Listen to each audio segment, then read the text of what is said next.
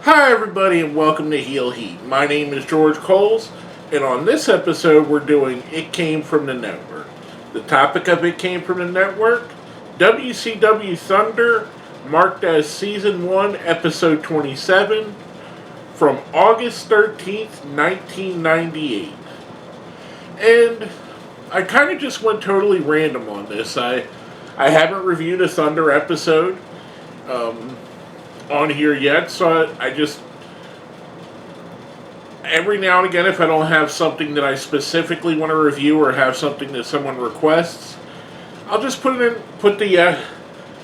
one good thing about them giving the episode seasons and episode numbers, I put it into random number generator. I got season 1, then I got episode 27. So that's how I picked this. It was totally out of random. No idea the story is going in. No historical reason.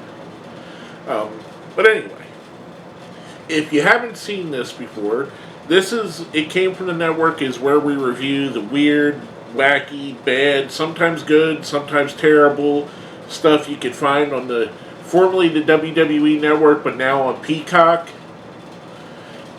We rate everything here on a 1 to 5 scale, 1 being the worst, 5 being the best. Let's jump right into this.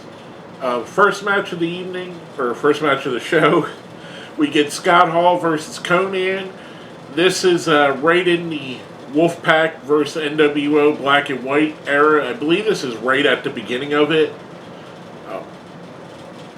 This was a solid match. We get Hall saying that he's the Nash killer in the beginning and doing his survey, which is always awesome.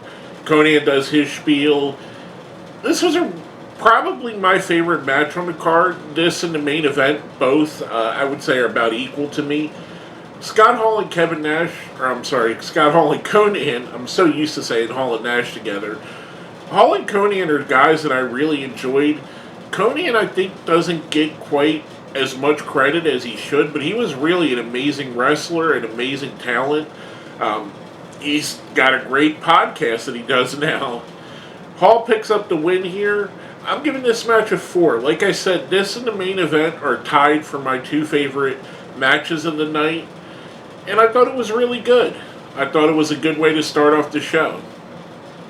Next up, we get Horace, soon to be known as Horace Hogan, versus Raven. This was a mess. I've said it before and I'll say it a million times over. Raven is one of my absolute favorite wrestlers ever. His storylines in ECW and WCW and even in TNA, and even the stuff he was doing on Sunday Night Heat, not so much in WWE itself, but when he got relegated to Heat, his storylines are some of the most compelling. Even his Ring of Honor story with CM Punk was very compelling. He's a guy who should have been a world champion other than in just ECW and TNA. He should have been a world champion of either WCW or WWE, but for whatever reason, whether it be his own issues or the company's just not believing in him, he never got that shot. This match was a total mess. It was under Raven's rules, and this is in the story of the flock splitting up, coming into it cold and not having the precursors. It was very confusing because there was a point where he tried to get Lodi to attack Horace. Lodi kind of hesitated, so he attacked Lodi. The rest of the flock comes out, attacks Horace. Saturn comes out, kind of saves Horace, but then Horace tries to get Raven is goading Saturn on to fight him, which then Horace attacks Saturn, so there's turns within who knows.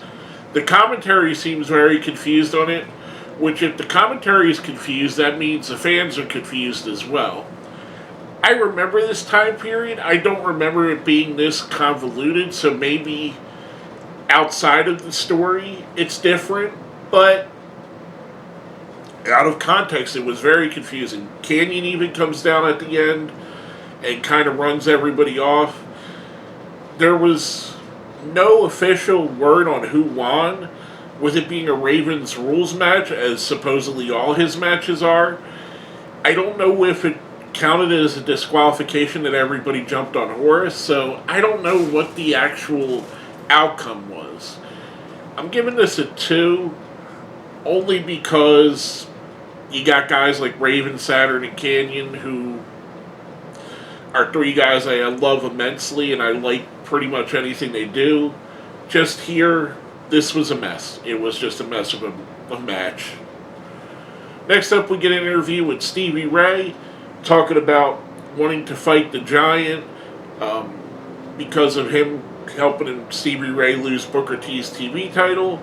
Thought this was a solid interview. Stevie Ray, underrated interview, underrated talker, underrated wrestler.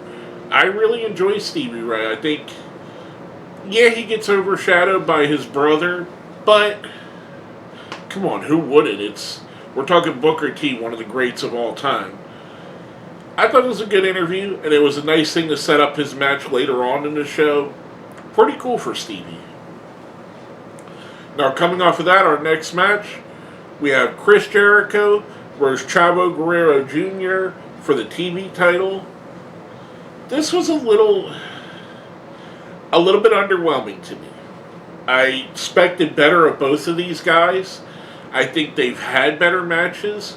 We see Pepe, the stick horse, get involved, get broken, which the commentators say it's the second time he broke it, which brings out a second version of Pepe who's on the end of a quote-unquote baseball bat, which Chavo uses against Jericho, getting a disqualification.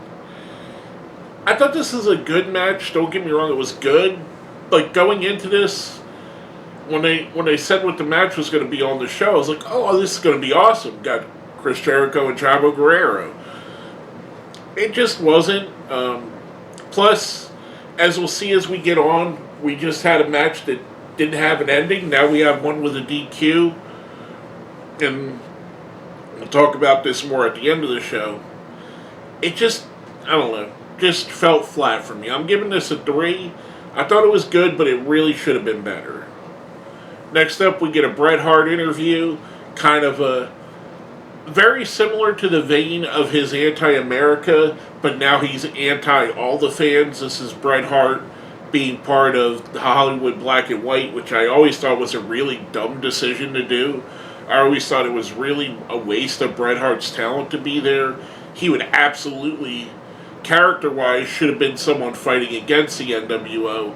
Much like I think Sting was a bad addition to the Wolfpack, I think Bret Hart being in the NWO Black and White was a terrible addition too. Those two should have been facing and fighting against both the Wolfpack and the NWO Black and White, in my opinion. Next up, we get the team of Alex Wright and Disco Inferno with Tokyo Magnum at their corner against Public Enemy. Oof. This was, as Jim Ross says, bowling shoe ugly. Public Enemy, once they were taken out of the ECW realm and taken away from Paul Heyman, they weren't good. And I hate to say that, I really do, because they're absolute legends in ECW. And Paul found a way to work around their weaknesses, which is what everybody says about Paul Heyman. He finds a way to make everybody look better than they really are and accentuate the positives and hide the negatives. In the situation in WCW, their negatives stuck out even further. This was just a bad match. Alex Wright and Disco Inferno win. I believe Public Enemy would be out of the company within the next month or two, if I'm correct, if my timing's correct. This was just not a good match. Afterwards, we get Ming coming out and basically destroying everybody, including the Barbarian and Jimmy Hart, which I forgot that there was a time that the Ming and the Barbarian were at odds with each other. The way it made it look, because he destroyed all of the teams, he destroyed security, they kind of made it look like they were going to go somewhere with Ming. Knowing what I know now, they never really did. So, I don't get this segment. I'm giving this a 2. Could be because of hindsight being 2020. In the time period, if I see, and I don't really remember this to be perfectly honest. I mean, it's almost 25 years ago, so it's to be understood that I'm not going to remember every little thing, especially they didn't go nowhere. I would have absolutely went crazy for a Ming solo run as a destructive force. But, alas, it really wasn't what was meant to be. Next up, we get Kevin Nash versus Curt Hennig, another another Wolfpack versus NWO Hollywood matchup. Again, this is another match that ends up with a disqualification when Rick Rude hits the referee. We get Scott Hall coming down, Scott Hall to help Curt Hennig, because why Hall and Nash would be on separate sides when everybody knows they're best friends. Lex Luger coming out to help Kevin Nash. Lex Luger was another one of those not a great fit in the Wolfpack, but it was a better fit than Sting, and it made more sense for him to be in there than Sting, because Lex Luger was always a guy that would take an opportunity to join a group to help his own career. And storyline-wise, I'm not this is all kayfabe talking that way. I thought the match was solid. Kevin Nash obviously wins with the DQ. Kevin Nash and Curt Hennig are really good wrestlers. I'm giving this one a 3. It just, again, for the third time in the night, we either get a DQ or a non-finish. So it started to really be like, it lets the air out of the balloon, so to say. Next up, we get Stevie Ray versus Eddie Guerrero. This was clunky. This was another match, much like I said with Chavo and Chris Jericho, where I kind of expected better than when I got here. And overall, if you look at the card and you read the card, you would say, okay, this is probably going to be a pretty decent show. But this match was clunky. It just never felt like they got on the same page. It totally felt like Eddie Guerrero was being used as quote-unquote an enhancement here to make Stevie Ray look even better, which I'm not 100% against. I think Stevie Ray deserved a little bit of a push, deserved his shine. But when we're talking about Eddie Guerrero, a guy that would leave the company because of poor treatment, you could see it in full effect right here, just if you watch this video. Stevie Ray picks up the win here pretty easily. The whole match, Kevin Nash and Scott Hall are standing up by the entranceway drinking something that the commentators are like, what are they drinking? Come on, you guys, you know where the gimmick's going, you know what you're doing with Scott Hall. This is I just didn't think it was a great match. I thought it was actually rather poor. I'm giving it a 2. Just a bit over 1 because there was some good things in there. Of course, Eddie Guerrero is going to have some of his greatness is going to flow out. And Stevie Ray, he's a really good wrestler.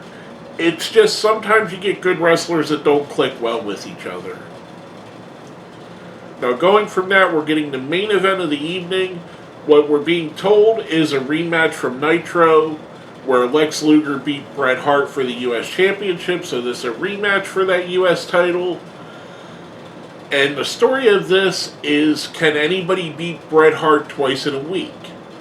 Which I kind of thought was an interesting story beat. I liked the idea that Bret Hart's such a good wrestler that, yeah, you might be able to score one win if you're the caliber of a Lex Luger against him, but he's so good that there's no way anybody, including Lex Luger, who is a main event star, who is a top-tier talent, is going to be able to beat Bret Hart twice in a week. I thought this is a really solid match. Like I said in the beginning, this and the first match of the night were my two favorites of the evening. Bret picks up the win here, wins back the U.S. title, which kind of was jarring with now, but going back then, championships were like hot potatoes. Pretty much, you would get some kind of championship would change every week, whether it be the TV, the tag title, the world title, U.S. title, and then that's not even including what WWE was doing, which was doing a lot of the same things, changing out their championships pretty rapidly. I mean, I think when I looked it up, Mick Foley, he's got 3 world championships, but the 3 championships total like 45 days as a combined run. So it's stuff like that. It kind of devalues the championship. Yeah, it makes an exciting pop, but it's one of those diminishing return things. How many times can you see the U.S. Championship be won on a show like Thunder or Nitro, and it still feels special? So there was diminishing returns doing that. Yes, in the short run, it made it exciting, and it probably popped a rating. I mean, I'm guaranteeing there's a lot of people that tuned into this show to see the Bret Hart versus Lex Luger rematch. They're 2 marquee talents. Anyway, overall, the DQs on 3 of the matches, there's 6 matches on the show, and 3 of them either were DQ or one that I'm guessing was a DQ that they didn't announce the winner. It's a little much. The hot-shotting the title, I understand putting the title on Bret Hart. I understand Bret Hart and Lex Luger feuding back and forth with the title. Again, no reason that Lex Luger should have had a 4-day title reign. You could have given him a 2-month title reign. I mean, come on. He's Lex Luger. He absolutely deserved better than that. Anyway. Other than the 2 main matches, the first match and the last match, I was very underwhelmed with this. Overall, I'm going to give this I'm going to give it worse than the sum of the parts. I think the sum of the parts is worse. This is one of the situations where it weakens the show. I'm giving this a 1, just because I would never watch this again. This is not anything I wouldn't even recommend you, which I normally recommend on these videos, going back and watching them. I would say I'd recommend watching Bret Hart vs. Lex Luger because it's good, but you're going to find better matches from either of those guys. This show was very forgettable, very much something you could definitely skip. And like I said, I would honestly, unless you want to look at my frame of reference and go watch this, I wouldn't recommend going back and watching. With that being said, we're getting towards the end of the video. Please hit that like button, share, comment, subscribe if you're not subscribed and you like what we're doing here. And as I always do when I get to the end of these, I like to gauge who's watching all the way to the end. If you watched all the way to the end, put Thunder down here in the comments for me, just to let me know. I appreciate you guys that do that. It really does. It really helps to motivate me to continue to make these videos, because when you look at the algorithms and the watch time, and I know I'm getting a little in the weeds here, if you look at the algorithms and the watch time, it doesn't really translate to the actual effect, because you can see, like, let's say I have a 20-minute video, the average watch time is 6 minutes. But that's not telling you people that clicked off in 30 seconds. Doing that lets me know, okay, so I know there's X amount of people that have watched this video to the end, so X amount of people enjoyed it all the way through, or at least enjoyed it enough to stick with it all the way through, which is why I like to do this. Obviously, I want you guys to like what I'm doing here, or else why would I do this? I wouldn't do this for any other reason. Anyway. With all that being said, my name is George Coles, and this has been another episode of It Came From the Network.